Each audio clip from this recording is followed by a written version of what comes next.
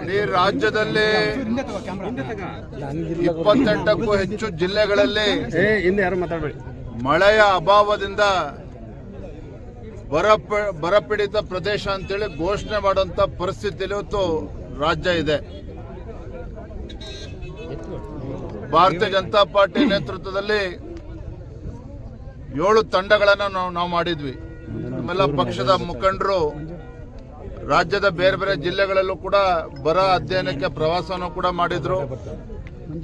ನಾನಿವತ್ತು ನಮ್ಮೆಲ್ಲ ಶಾಸಕರು ಪಕ್ಷದ ಎಲ್ಲ ಹಿರಿಯ ಮುಖಂಡರ ಜೊತೆಯಲ್ಲಿ ತುಮಕೂರು, ಮಧುಗಿರಿ, ನೆಲಮಂಗಲ ಈ ಭಾಗದಲ್ಲಿ ಗ್ರಾಮಗಳಿನ ಭೇಟಿಯನ್ನು ಕೊಡ್ತಾ ಇದ್ದೇವೆ, ಹೊಲಕ್ಕೆ ಭೇಟಿಯನ್ನು ನೀಡ್ತಾ ಇದ್ದೇವೆ.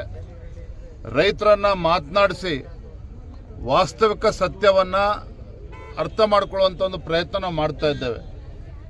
ಮೇಲ್ನೋಟಕ್ಕೆ ಗೊತ್ತಾಗ್ತದೆ, ತುಮಕೂರು ಜಿಲ್ಲೆನಲ್ಲಿ ಬಹುತೇಕ ಎಲ್ಲ 10 ತಾಲೂಕುಗಳನ್ನು ಕೂಡ ಬರಪೀಡಿತ ಪ್ರದೇಶ ಅಂತೇಳಿ ಘೋಷಣೆ ಮಾಡಲೇಬೇಕಾದಂತ ಅನಿವಾರ್ಯತೆ ಸೃಷ್ಟಿಯಾಗಿದೆ. ತುಮಕೂರು ಜಿಲ್ಲೆ ಬಹುತೇಕ ಎಲ್ಲ ತಾಲೂಕುಗಳು ಕೂಡ ಬರಪೀಡಿತ ಪ್ರದೇಶ ಅಂತ ಹೇಳಿ ಘೋಷಣೆ ಮಾಡಬೇಕಾಗಿದೆ. ಈ ಭಾಗದಲ್ಲಿ ಅತಿ ಹೆಚ್ಚು ಬೆಳೀತಕ್ಕಂಥ ರೈತರು ಬೆಳೆಯುವಂಥದ್ದು ಇವತ್ತು ತೆಂಗು ಬೆಳೀತಾರೆ, ಅದೇ ರೀತಿ ಹಣ್ಣು ತರಕಾರಿಗಳನ್ನು ಕೂಡ ಬೆಳೀತಾರೆ.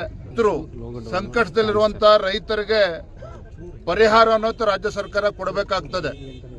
ಇಡೀ ರಾಜ್ಯದಲ್ಲಿ ಯಾವ ರೀತಿ ಪರಿಸ್ಥಿತಿ ನಿರ್ಮಾಣ ಆಗಿದೆ ಅಂತ ಹೇಳಿದ್ರೆ, ರಾಜ್ಯ ಸರ್ಕಾರ ತತ್ಕ್ಷಣ 10,000 ಕೋಟಿ ರೂಪಾಯಿಗಳನ್ನ ಬಿಡುಗಡೆ ಮಾಡಬೇಕಾಗ್ತದೆ. ಕೇಂದ್ರ ಸರ್ಕಾರಕ್ಕೆ ಪತ್ರ ಬರೆದು ಕೈ ಕಟ್ಕೊಂಡು ಕೂತ್ರೆ ಸಾಕಾಗೋದಿಲ್ಲ.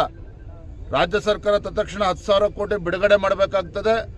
ರೈತರ ಪರಿಸ್ಥಿತಿ ಎಲ್ಲಿಗೆ ಬಂದಿದೆ ಅಂತ ಹೇಳಿದ್ರೆ, ಫಸಲ್ ವಿಮಾ ಯೋಜನೆ ಇನ್ಶೂರೆನ್ಸ್ಗೆ ಹಣ ಕಟ್ಟೋದಕ್ಕೂ ಕೂಡ ಸಾಧ್ಯ ಆಗೋದಿಲ್ಲ. ಆ ಇನ್ಶೂರೆನ್ಸ್ ದುಡ್ಡನ್ನ ಕಟ್ಟುವಂತ ಪರಿಸ್ಥಿತಿಯಲ್ಲೂ ಕೂಡ ರೈತರಿಲ್ಲ.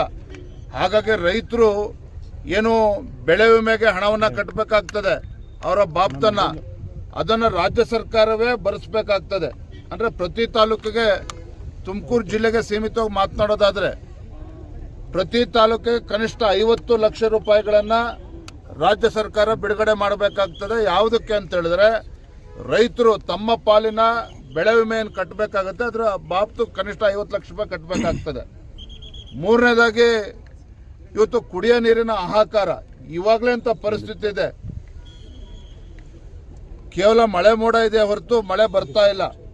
ಹೇಮಾವತಿಲೂ ಕೂಡ ನೀರಿಲ್ಲ, ಈ ಭಾಗದ ಕೆರೆ ಕಟ್ಟೆಗಳಲ್ಲಿ ನೀರಿಲ್ಲ. ಜಾನುವಾರುಗಳಿಗೆ ಇವತ್ತು ಕುಡಿಯೋ ನೀರಿನ ಹಾಹಾಕಾರ ಈಗಾಗಲೇ ಸೃಷ್ಟಿಯಾಗಿದೆ.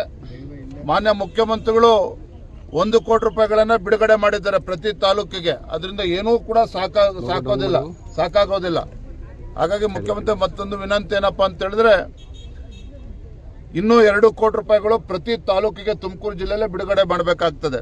ಯಾವುದಕ್ಕೆ? ಕುಡಿಯೋ ನೀರಿಗೋಸ್ಕರ. ಅಷ್ಟು ಕೆಟ್ಟ ಪರಿಸ್ಥಿತಿ ಈಗಾಗಲೇ ಬಂದು ನಿಂತಿರುವಂಥದ್ದು.